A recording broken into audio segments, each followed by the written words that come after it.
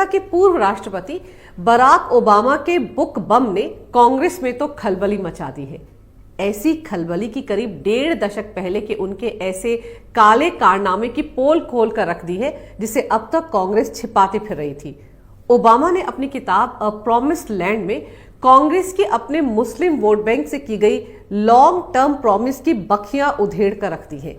कैसे कांग्रेस ने अपने मुस्लिम वोट बैंक के लिए आतंकवाद के साथ समझौता किया, कैसे आतंकवाद को कभी भी इस्लामिक कट्टरवाद से जोड़कर पेश करने की कांग्रेस ने कोशिश ही नहीं की। मुंबई हमले के तमाम सबूतों को सिर्फ और सिर्फ अपने मुस्लिम वोट बैंक के चलते नकार दिया। कांग्रेस के इस पूरे खेल का ओबामा ने अपनी किताब में न सिर्फ पर्दाफाश किया है बल्कि उनके निशाने पर कांग्रेस अध्यक्ष सोनिया गांधी हैं। ओबामा ने अपनी किताब में साफ लिखा है कि कैसे मनमोहन सरकार ने मुस्लिम अपीजमेंट की नीति के चलते मुंबई में हुए सबसे बड़े आतंकवादी हमले तक को नजरअंदाज कर दिया था। 2008 में मुंबई पर हुए अब तक के सबसे बड़े आतंकवादी हमले के लिए जिम्मेदार पाकिस्तान को भारत ने ऐसे क्यों छोड़ दिया? क्यों पाकिस्तान पर हमला नहीं किया गया था? इस सवाल का जवाब अमेरिका के पूर्व राष्ट्रपति बराक ओबामा ने अपनी इस किताब अ प्रॉमिस्ड लैंड में दिया है। 26/11 के इस आतंकवादी हमले ने न सिर्फ पूरे देश को बल्कि दुनिया को हिलाकर रख दिया था। इस हमले को पाकिस्तान के आतंकवादी संगठन लश्कर-ए-तैयबा के 10 आतंकवादियों ने अंजाम दिया था, जो पाकिस्तान से समंदर के रास्ते मुंबई में दाखिल हुए थे। इस हमले में करीब 250 बेगुनाह लोग मारे गए थे, जबकि मुंबई पुलिस, एटीएस और एनएसजी के 11 जवान भी इस हमले में शहीद हुए थे। 12 साल पहले हुए इस हमले को पाकिस्तान ने बहुत ही सुनियोजित तरीके से अंजाम दिया था। हमले के दौरान इन आतंकवादियों को सैटेलाइट फोन पर पाकिस्तान में बैठे उनके आका लगातार गाइड भी कर रहे थे। हमले के तुरंत बाद भारतीय खुफिया एजेंसियों को इस बात के पुख्ता सबूत मिल गए थे कि इस हमले के पीछे पाकिस्तान की फौज और वहां की खुफिया एजेंसी आईएसआई का भी हाथ था। इस पुख्ता जानकारी के पीछे हमले में जिंदा पकड़े गए एकमात्र आतंकवादी अजमल कसाब की तरफ से दिया गया इकबालिया बयान, कराची के कंट्रोल रूम में बैठे लश्कर-ए-तैयबा के आदमी और मुंबई हमलावरों के बीच पकड़ी गई कई घंटों की बातचीत थी।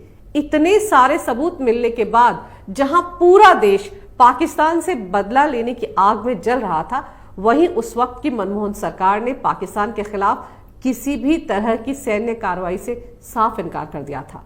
तब हर तरफ मनमोहन सरकार के इस लचीले रवैये पर कई सवाल उठे थे। क्यों पाकिस्तान की इस बड़ी हिमाकत को भारत ने नजरअंदाज कर दिया? अब करीब 12 साल गुजर जाने के बाद अमेरिका के राष्ट्रपति बराक ओबामा ने अपनी किताब में इस सवाल का जो जवाब दिया है वो वाकई बेहद चौंकाने वाला है। उन्होंने लिखा है कि मुंबई हमले के बाद मनमोहन सिंह बहुत डर गए थे। डर इस वजह से नहीं था कि पाकिस्तान भी भारत की तरफ से की गई किसी भी कार्रवाई का पलट कर जवाब दे सकता है, बल्कि डर इस वजह से था कि अगर भारत इस तरह की कार्रवाई को अंजाम देता है तो कहीं कांग्रेस का मुस्लिम वोट बैंक उसके हाथ से खिसक ना जाए और इस बात का फायदा कहीं कुछ महीने बाद होने वाले लोकसभा चुनाव में बीजेपी ना उठा ले। जी हां, सही सुना आपने। बराक ओबामा ने अपनी किताब में लिखा है कि सोनिया गांधी, जो कि उस वक्त यूपीए की चेयरपर्सन थी, उन्हें ये कतई गवारा नहीं था कि इस आतंकवादी हमले को इस्लामिक कट्टरवाद और पाकिस्तान के साथ जोड़कर पेश किया जाए।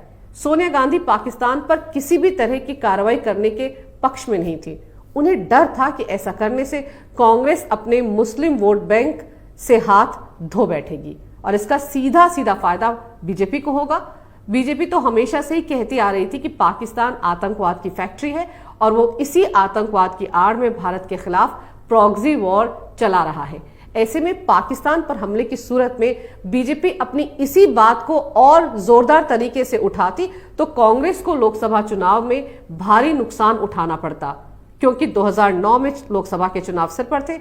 ऐसे में कांग्रेस, जो 2009 का चुनाव भगवा आतंकवाद के मुद्दे पर लड़ने का मन बना चुकी थी, वो पाकिस्तान पर हमला करके आ बैल मुझे मार नहीं करना चाहती थी और इसीलिए अपने मुस्लिम वोट बैंक को एकजुट रखने के चलते उस वक्त की मनमोहन सरकार ने अपने फायदे के लिए न सिर्फ देश के मान सम्मान को ताक पर रख दिया, बल्कि देश की सुरक्षा के साथ भी एक समझौता कर लिया।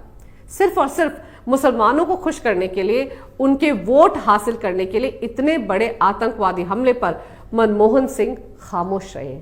और इसीलिए बराक ओबामा ने अपनी किताब में मनमोहन सिंह को एक डरा हुआ प्रधानमंत्री बताया है। ये तो वो तथ्य हैं जिनका खुलासा बराक ओबामा ने अपनी किताब में किया है। लेकिन कांग्रेस ने ऐसा क्यों किया? क्यों कांग्रेस को इस हमले में पाकिस्तान का कनेक्शन नजर ही नहीं आया? क्यों कांग्रेस ने इतने बड़े गुनाह के लिए भी पाकिस्तान को बख्श दिया? क्यों कांग्रेस पर पाकिस्तान के प्रति नरम रवैया रखने का आरोप लगता है? इस खेल को पूरा समझने के लिए आपको 2006 और 2007 में हुए कुछ आतंकवादी हमलों को जहन में रखना होगा। गौरतलब है कि यूपीए 1 सरकार के गृह मंत्री पी चिदम्बरम ने 2006 में महाराष्ट्र के मालेगांव में बम धमाके, हरियाणा में समझौता एक्सप्रेस में धमाका, हैदराबाद में मक्का मस्जिद में धमाका और 2007 में अजमेर शरीफ दरगाह पर हुए बम धमाकों के बाद भगवा आतंकवाद का जुमला उछाला था। मालेगांव धमाके के बाद तो मनमोहन सरकार ने कथित हिंदू आतंकवाद के नाम पर साध्वी प्रज्ञा, कर्नल पुरोहित, स्वामी असीमानंद को महाराष्ट्र एटीएस ने गिरफ्तार भी किया था। किस तरह से उन सबको प्रताड़ित किया गया था ताकि वो ये बात कबूल कर लें कि वो ऐसे हिंदू संगठन से जुड़े हैं जो आतंकवादी हमलों को अंजाम देता है। आज इस साजिश का पूरी तरह से पर्दाफाश हो चुका है। खुद साध्वी प्रज्ञा, जो आज भोपाल से बीजेपी सांसद है, उन्होंने कितनी बार अपना दर्द बयां किया है।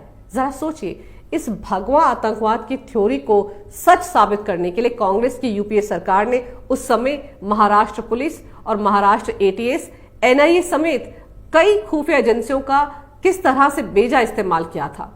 मुंबई पर हमला करने आए सारे पाकिस्तानी आतंकवादियों के हाथ पर कलावा बंधा हुआ था और उनके पहचान पत्र भी हिंदू नाम से बनाए गए थे, जिनमें पता भी बेंगलुरु का लिखा हुआ था। यानी हिंदू आतंकवाद की जो थ्योरी यहाँ कांग्रेस के नेता भारत में ना सिर्फ घड़ रहे थे बल्कि उसे एस्टैब्लिश करने में भी पूरी ताकत लगाए हुए थे, उसी थ्योरी को अमल में लाने के लिए, अपने फायदे के लिए, भुनाने के लिए पाकिस्तान भी लगा हुआ था।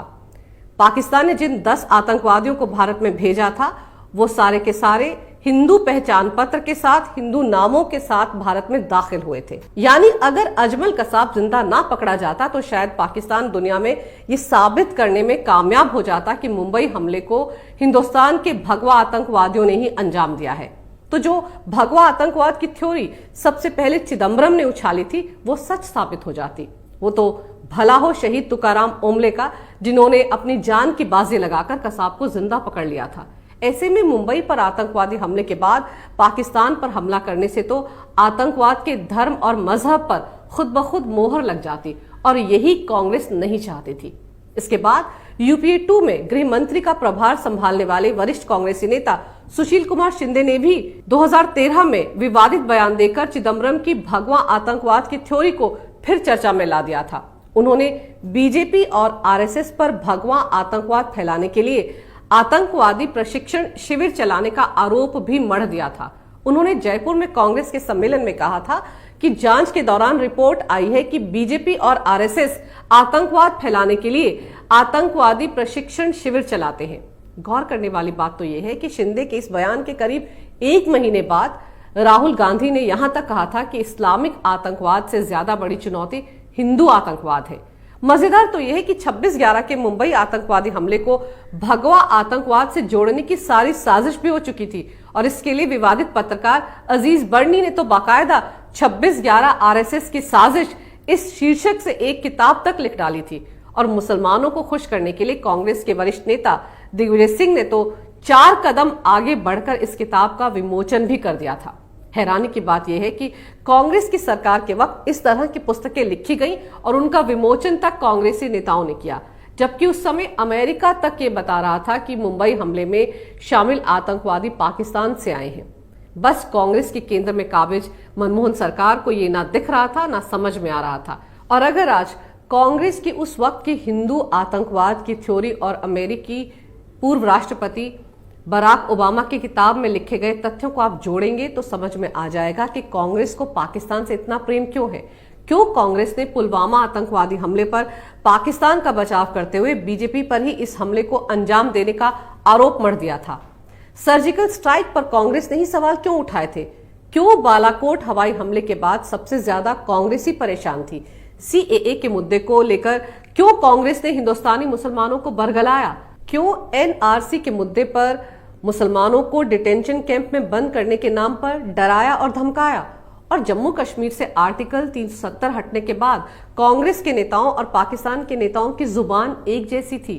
क्यों यहां जो कुछ राहुल ने बोला वही बात इमरान खान ने यूएन में जाकर बोली। आज भी क्यों कांग्रेस कश्मीर में आर्टिकल 370 बहाल करने के लिए बने विवादित गुपकर गैंग का हिस्सा है। पाकिस्तान के नेताओं और कांग्रेस के नेताओं की जुबान एक ही है, ये महज इत्तेफाक नहीं हो सकता। आज ओबामा की किताब ने कांग्रेस को पूरी तरह से आतंकवाद के साथ समझौता करने वाली पार्टी करार दे दिया है और ये तोहमत अब तो बाकायदा सबूतों के साथ लगाई गई है। यही नहीं, इस किताब में राहुल गांधी के आईक्यू लेवल और मनमोहन सिंह को प्रधानमंत्री बनाने के पीछे सोनिया गांधी की कूटनीतिक मंशा का भी खुलासा किया गया है। जाहिर है ओबामा ने पूरी कांग्रेस को एक ऐसा आईना दिखाया है कि वो चाहकर भी इन तथ्यों को नकार नहीं पाएगी। अब भले ही कांग्रेसी ओबामा पर एफआईआर दर्ज करने के लिए कोर्ट का दरवाजा खटखटा रहे हो, लेकिन सच सामने आ चुका है, क्योंकि सच को ना छिपाया जा सकता है ना परास्त किया जा सकता है। अगर आपको मेरा ये वीडियो अच्छा लगे तो कृपया इसे लाइक करें, शेयर करें और हमारे चैनल को सब्सक्राइब जरूर करें। देखते रहिए कैपिटल टीवी।